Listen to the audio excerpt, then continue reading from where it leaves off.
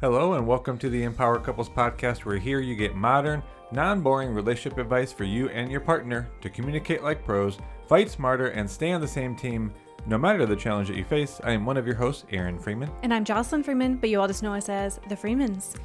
Now, what is co-regulation and how can you effectively use it so that you don't dysregulate each other? And this was a highly demanded topic from people seeing our content online and us even acting out scenarios where we dysregulate each other. And a lot of couples can see themselves in that. And when we do sessions with couples, and this has even been showing up more and more recently, yes, there are many different topics that couples can struggle with, and be the subject of conflicts. But really an underlying theme that we see is that they aren't recognizing when the other person is dysregulated as dysregulation. It's happening so fast, and then they're dysregulating each other further. So they're missing opportunities to co-regulate. And you may have never even heard of that term before, right? Because a lot of content online has focused on emotional regulation, which for many of us, we're learning as adults now. Maybe we weren't equipped with those skills as kids because our parents maybe weren't great at regulating their emotions, and they either lashed out, got angry, even exploded, or some parents just shut down, got quiet, didn't talk about their feelings. So now as adults, many of us are strengthening that muscle of regulating our emotions. But then add on top of that being in a marriage, sharing a life together, sharing a home, what happens is that you two can very much influence each other's nervous system and emotional state. And you might not keep that top of mind. So what does this look like then? It looks like one of you walks into the room, maybe obviously, or maybe it's a little bit discreet, stressed out, frustrated about something. Maybe it's not even about you. It could be about something else. And your brain, your nervous system is like, what do I do right now? And some people even just feed into it, right? You either meet them with logic and how they shouldn't feel like that. And, you try to fix it, or you kind of snap back at their tone. And it not only dysregulates them further, but now you're dysregulated. And you miss these opportunities to connect in those moments, and not even always through language. We're going to talk about some specific steps of what this looks like. But what I want you to get is that this is even without words, just creating a safe space for each other that makes both of you feel like, you know what, emotion is safe to have. And actually, it was really interesting that a husband shared this in a session yesterday. He said, I don't feel like I get to be human. And we're going to do a follow-up episode soon about double standards, because that was one of the things he felt. And he felt like there's double standards, always about her feelings. She gets to express, he's supposed to listen to her. But then when he has feelings, it doesn't get to be about his feelings. So again, we're going to do a follow-up episode on that double standard pattern that many people experience. But what I want you to get first from this conversation is that co-regulation is the experience of we both get to be human. We both get to feel supported. We help each other regulate our emotions when we're struggling to regulate ourselves. And you know what? That means we can work through any stressful moment that comes up, big or small. So let's do a little bit of defining these terms then. So what is emotional regulation and co-regulation more from a definition standpoint? So emotional regulation is noticing your emotional state and being able to, let's say, calm yourself without spiraling or taking it out on your partner. Now, from other episodes, you've heard us kind of take this a little bit further. Emotional regulation, if we were to break that down even further, is the recognition of your reactive patterns. And in our coaching, we often describe this in terms of the conflict cycle. Obviously not going into that fully here today, but you recognize your reactive patterns And the first real part of emotional regulation is to interrupt the reactive behavior or the triggered behavior.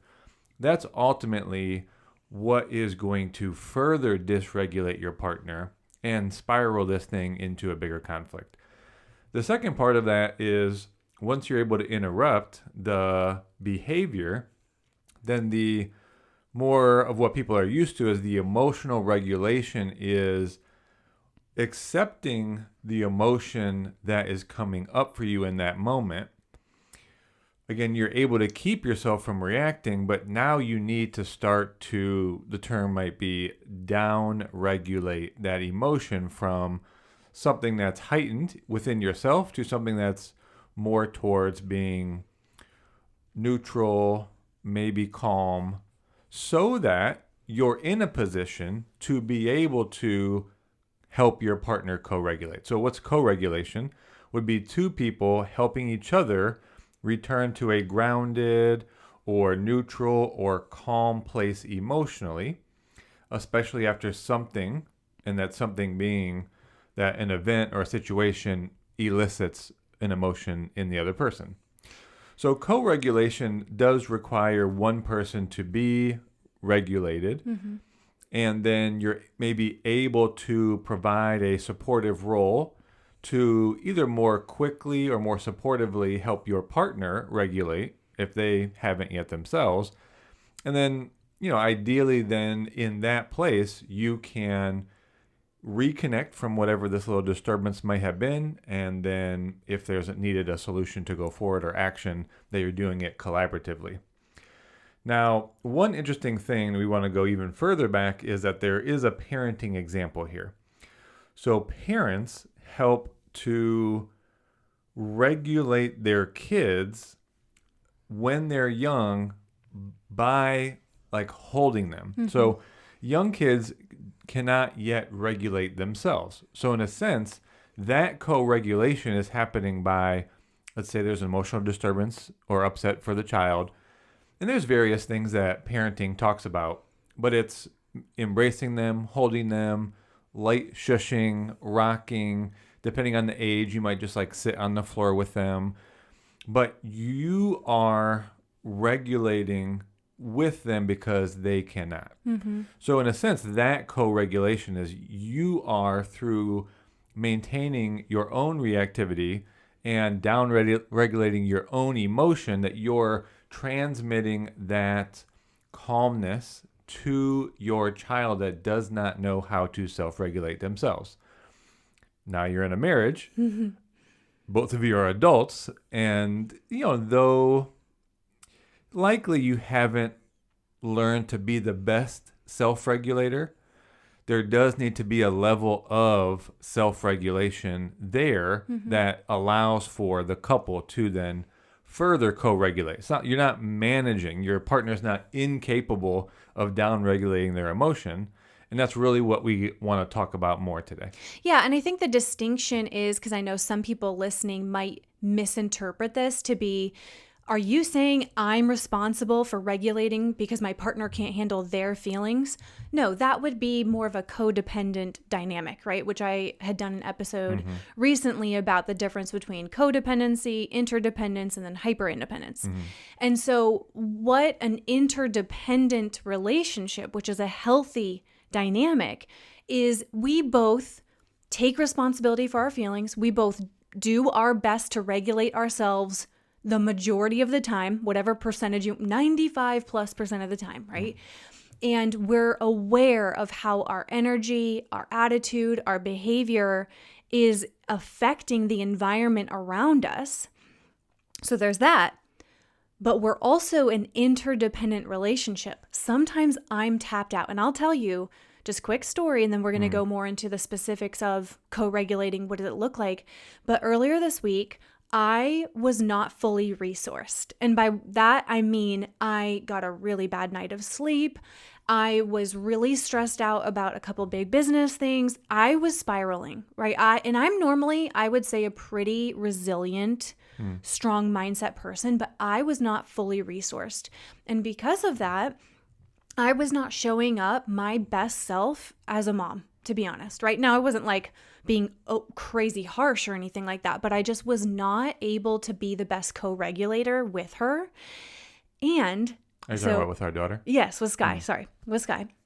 And so I came down after getting her to bed, and for a minute, I just needed to vent to you, right? And I came down, and I was just like, this is feeling like such a hard day, and like, I just needed a space to say it so it wasn't all trapped in my mind and in my body.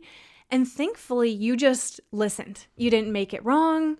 You didn't try to fix it. You didn't tell me I should be another way. And that allowed me to just kind of relax a little bit, right? And then, of course, I did what I needed to do to regulate myself.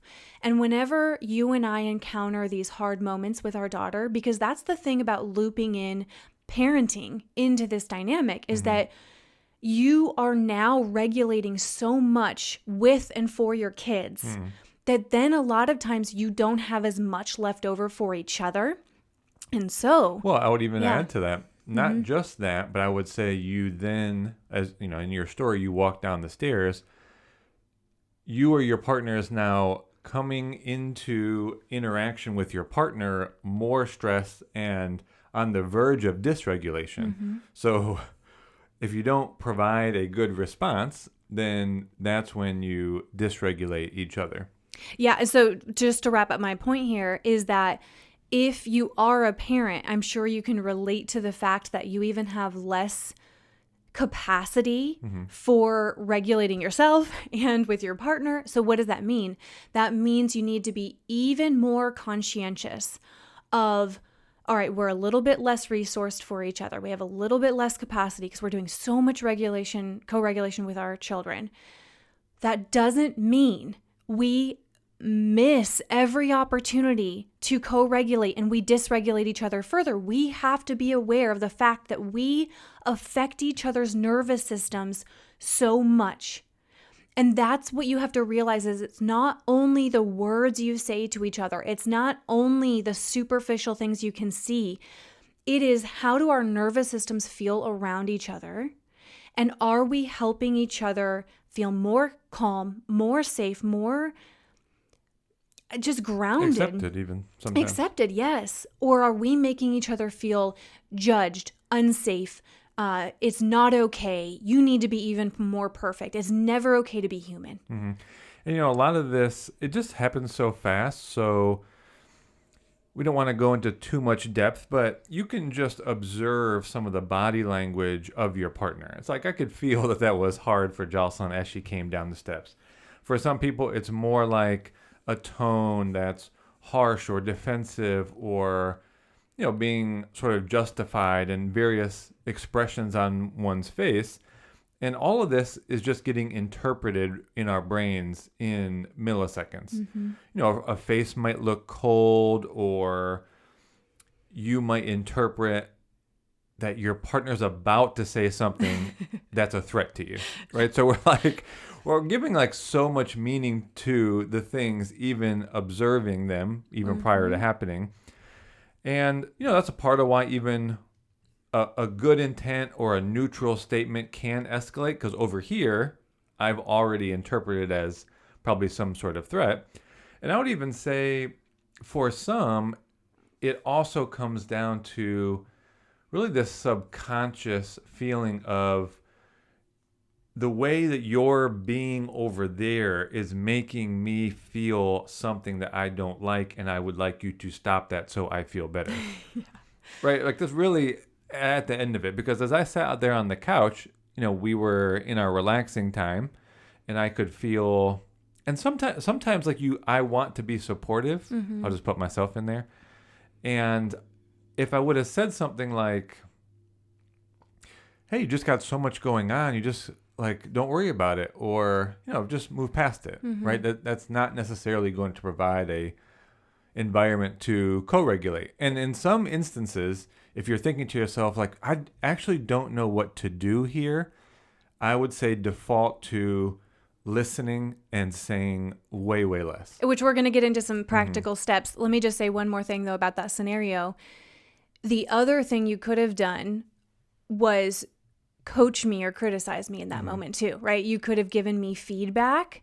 And you have to think about the timing in your relationship, that if your partner is dysregulated, doesn't matter what it's about, it is not the time to try to give them feedback, make them better. That's just not the time. It's only going to dysregulate them further. And so recognize, we're going to get into these 4 practical steps to co-regulate in real life moments.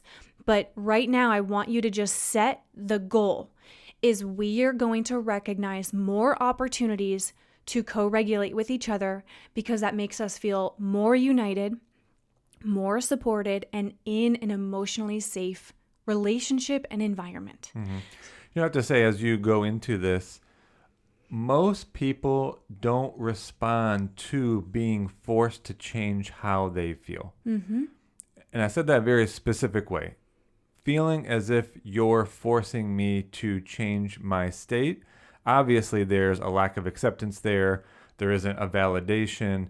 And it makes them feel worse, because really, if you think about the energy, most people are, what they're saying either with their words or that response is, take your energy elsewhere. I don't like it. It's impacting me. And of course, we're signaling and cueing those to each other in these subtle, sometimes body language, or interpreting the words in between, right? So just consider that as we go into this. Okay, so the 4 practical steps to co-regulate in real life moments. Number 1, you do have to consistently check in with yourself first. So to be very clear, as I was coming down the stairs in that scenario, I knew I was dysregulated. In the past, before really doing the work, I would have not been aware of that. Everything outside of me would be at fault, and I would come down and honestly probably make some kind of remark to you. And I'd pick at something that you did or didn't do for me, because I would need to find an external thing to blame for how I feel. Rather than I was coming down the stairs and I already knew there was stuff I needed to take responsibility for. And I frankly had what I call a coming to Jesus moment. That night, I did a little crying in bed, and I got my values realigned. And I said, you know what? I have to really make some changes to my priorities and my focus. And I'm even tearing up right now a little bit, because there are times we have to be honest with ourselves that we are spreading ourselves too thin. We are not saving enough reserves for the people that are most important to us, which we would say should be your partner and your children if you have them. And so you have to be honest. Am I giving all of my best energy to everything outside of the family and our household and leaving nothing for them, and then making an excuse for that? So this first step is check in with yourself first. And am I dysregulated? What's the source of my dysregulation? What are some changes I need to make to my lifestyle, my priorities, in order to not be so depleted and therefore just showing up more dysregulated to the people closest to me? So then, now that you are taking that first step, in the moments of life where you're human and one or both of you is stressed about something, like our daughter, we've been struggling with something lately. She's kind of reverted around pottying for some reason. And, I think because there's something wrong with her GI though. Yeah, she had a little bit of a virus. Yeah. We just realized that yesterday. Right. She was just kind of recovering from something. But, there was just different, she was going through a lot of big feelings. And so all that to say, there were a lot of moments where we could have further dysregulated each other because of just the perfect storm of all these things going on. But we have this phrase, de-escalate first, debrief later. What does that mean? Your primary goal in any situation, whatever's going on between you guys, is we need to de-escalate first. We will talk about it later. Debrief. Right now, debrief is different than we're going to pick each other apart. We're going to argue about who is right and wrong.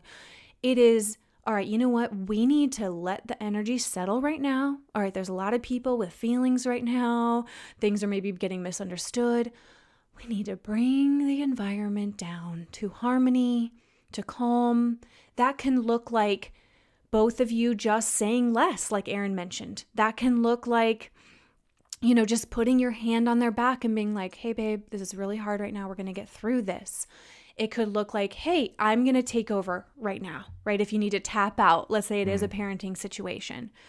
Whatever you need to do to de-escalate the situation with each other first. I want to add one thing there, that because you might not be escalated, so you could insert the word keep from escalating. Mm-hmm.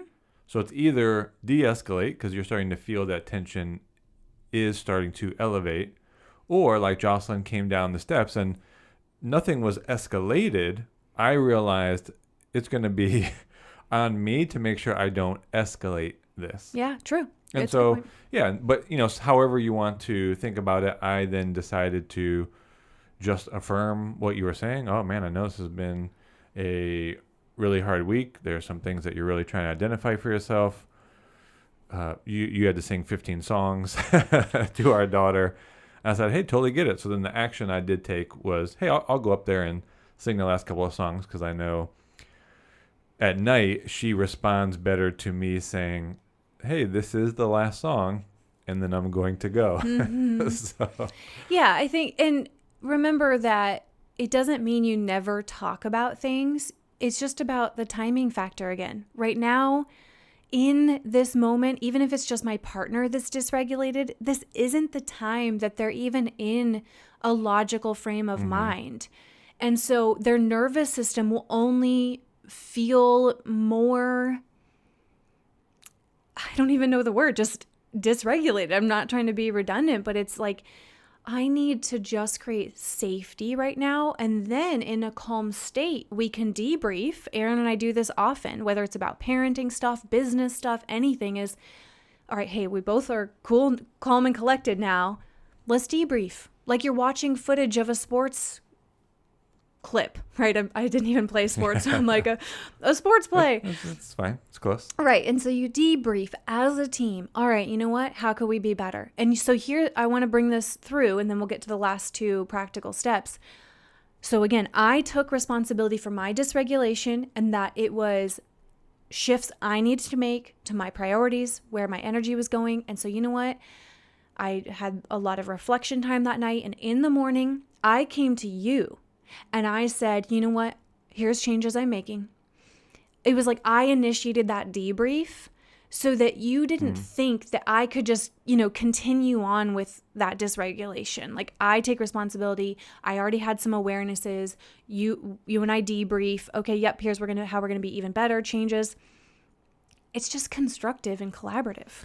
Yeah, so that brings us to the third step, which is probably in the debrief then, is narrating, giving language to your own feelings, maybe identifying the reactive pattern, maybe the source of it for you, potentially naming and labeling, a trigger as an objective event, obviously not that your partner is your trigger.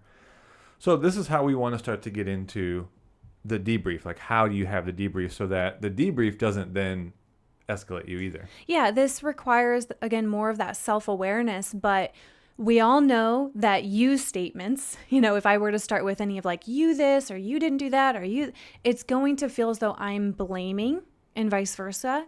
So it is shifting the focus to myself, to I. You know what I'm realizing? I'm feeling blank. I'm triggered by blank. Now, with the trigger piece, a lot of people stop at the thing that's triggering them. Like, your tone triggers me. When you said that one word, that triggered me. You got to take it deeper than that to what does it trigger within you? What is that core wound for yourself? And so this is actually in a whole like conflict cycle tool that we have. It's incredibly powerful. Like, some people go months of counseling and they don't even get to this level of awareness in just one exercise, which we can't depict it all on this episode. It's an entire framework in itself. You actually need the visual to see. So by the way, this is in our De-Escalating Conflicts guide. We added it newly. So if you bought our De-Escalating Conflicts guide, it is up new in the portal. You can download. But for those of you who don't have it, you absolutely must have our De-Escalating Conflicts guide. And even better than just getting that one guide, we are, for the summer only, right now in 2025, we are doing a bundled discount for 3 of our popular guides. De-Escalating, the Making Up and Moving Forward guide, which is all about repairing after arguments, and then our Family Meeting guide, which is all about proactive communication and proactive check-ins. So go to the link in the show notes. You can also go to the link in our bio on social media on Instagram to get that, but there's a special page to get that bundled deal for those 3 guides. But at a minimum, you have to have the De-Escalating Conflicts guide to go through this conflict cycle tool and be able to discover yourself and your partner's deeper trigger. Again, not the superficial behavior, but the core fear and wound that gets triggered within you. Because again, going back to this framework, when one of you is dysregulated, and then you're coming back, so we're de-escalating things, now we're debriefing, it will feel like a fight if you're blaming each other and pointing the finger and just talking about the superficial stuff, and you're not actually getting to some level of awareness to make change in the future. And so with all that, it's really important, this is the 4th part here, is we need to be conscientious of how our tone and our actions can create more disharmony or harmony. Tone it's not that you have to have a perfectly neutral tone all the time, but what I said to someone yesterday on a session was, your tone can't do the talking for you. What I mean by that is that your tone can't replace you using your words to describe how you're feeling. So I can't just use a nasty tone or a really snappy, harsh tone and expect Aaron to read into that and for that to be the communication. Because number one, that's going to make him feel like the environment is hostile and, just conflicted between us.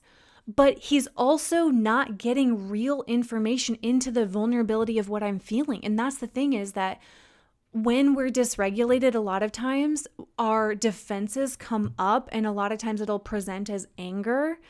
But beneath that anger or frustration is some kind of more vulnerable feeling.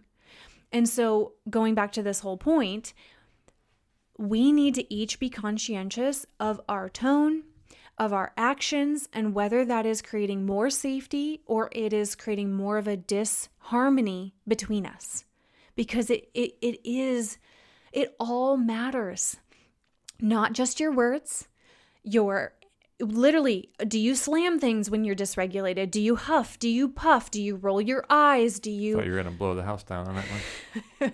Yeah. Do you just use a harsher tone? That all is communicating things. So did I make that point? Yeah, so if you're really doing this, then you're in this debrief, you have this grounded presence, and I would also say a level of just having certainty, right? Like if I hold this state of certainty that things are going to be good, it doesn't necessarily mean that I have to say that, because I know oftentimes a partner saying everything's going to be fine doesn't usually help that person when they're dysregulated, but it's really just this certain presence that I hold. Hey, yeah, totally get it. You can totally be upset. I know I have certainty that this is a place that we're going to grow and get better, and that ultimately it's going to be of a benefit. I don't even need to verbalize that. It's really just that way of being. Now, if we're in that state, now we can move to the next step of, all right, well, let's make a plan for these stressful moments if they happen again in the future. So there's a couple of ways to look at this. You really want to talk about what helps and what doesn't help in those moments. What dysregulates you, what helps you feel regulated, right? So that's the co-regulating. What step do I take? What step can my partner take to help me in those moments? Now, there's also 2 ways to think of those particular steps. There are, as we mentioned on previous episodes, There are emotion-focused and then problem-focused solutions in terms of stress. So you just want to keep that in mind. It's not just all logical, do this action, solve this problem. It's also about the emotion side. So we may come to a plan on how can we address the emotion focus and then the actual problem and what to do differently. And just to give one example, for me, what often helps in those moments when maybe I'm just the only one that's dysregulated about whatever it is, like you said in the beginning, sometimes less words and more like a hand on the back or pulling me in for a hug. A lot of times, even just your actions can communicate safety. Sometimes words actually dysregulate us more. So that's why oftentimes the whole like, oh, let me try to fix it or explain, talk you out of how you're feeling with logic is because those words itself can actually be more dysregulating. So what I'm getting at is even just put your hand on their hand if you're next to them, touch their back, pull them in for a hug. Sometimes less is more in these moments. Yeah, and even better if that's what they identified they need. So True. we don't want to make assumptions like, oh, I tried to hold your hand and then that didn't work. It's Right. like, well, that's why you have this debrief. You're in this certain presence and you're in a discovery with each other about what could we do in those moments together. When your partner says that to you, now you got to make sure as the supportive partner that your future co-regulation is going to include the things, both emotion and problem focused, that your partner just mentioned.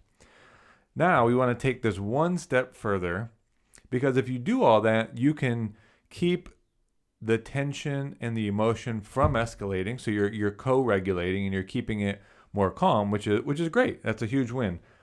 Now, could we look for opportunities to insert love into those moments, not just I'm trying to keep it calm? Because it's really about ultimately in your marriage that in the long term, obviously you have to be able to have challenges come up. You have to allow for emotion and stress in your partner and recognize that they are human. They do have triggers, and we can't just act as if our partner can never have those feelings or even never react. So there's got to be an allowance for the humanity part of it. And so I'm doing my best in co-regulation to just kind of allow for that to happen, almost like I'm observing it. But what if I was able to demonstrate love in those moments? It becomes powerful because you start to feel as if there's nothing in your future that you couldn't handle together, and even more so to feel loved and accepted and held in those moments. I mean, I don't have a better word except you could feel like a superhuman. Yeah. Because my partner isn't just there to as a hindrance, number one. Number two, just to support, but like, man, they empower me, they support me with love even while I go through that. I don't have a better term for this right now, but man, that's a powerful place to be. It really is, because the opposite is that you two walk away from interactions feeling alone, feeling judged, feeling like you have to always be perfect or you never get that support. And so we really do hope that this has shed light on a pattern and a cycle that you two can interrupt. And it's not just you. I swear to you, every couple that we meet with just about struggles with this in some way, shape, or form. And we have had to really work on this. So make it your mission to recognize each other's dysregulation as dysregulation. And look for those opportunities to co-regulate with each other, have each other's backs, be a team. De-escalate, then debrief. Like all of these steps that we've gone into, focus on it. And I can't wait to hear your successes and your wins. Please send us a note, by the way, on social media, or even better, comment or write a review on the podcast platform that you're listening on, because we read those. It helps us know what is helping. And like we said, if you heard this and you're like, okay, number one, I don't want to forget this. Number two, I want us to look more at what are those deeper triggers that come up for us in the moment. So we have that awareness, but also I don't want to forget to implement this. get the bundle that I mentioned. Like we said, for the summer only, we're creating a special deal for 3 of our popular guides: De-Escalating Conflicts, the Repair After Conflicts, and then the Family Meeting Guide, which is all about preventing conflict and proactively communicating. So go to the link in the show notes. You can also go to the link in our social media profile. That is just incredibly powerful. It captures what you would probably get in months of counseling in just those 3 guides. So with that, you guys, we really hope that this was valuable and this could be truly life-changing for your relationship. So let us know if you enjoyed it. And with that, you guys, we'll talk to you on the next episode.